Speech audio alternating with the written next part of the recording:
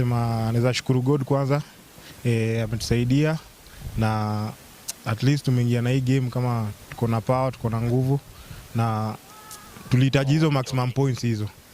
I think imekuwa poa, nimepush vijana to the maximum na vijana walikuwa na psych, walikuwa wanasema home ni points 3 tu. Game plan yetu ilikuwa ni ku-attack from the start to the last minute, ilikuwa tu ku-attack because tulihitaji bao na tumekuja tumepata bao na tukaisili hivyo na tukapata maximum points.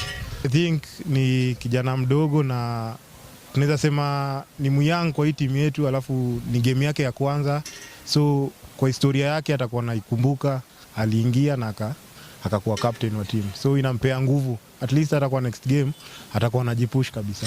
I think kesho tunarudi tizi, tunarudi kufight tena, at least tupate maximum points huko away because game ya kwanza tulipata point 1, so we are going for maximum points. Mimi naweza washukuru sana, at least tumeona ile nguvu, tumefeel tuko home. Naweza ambia wazidi kupush next game ya away ya huko Mofa, huko Homa Bay, wasukume tufike huko wote wa support team.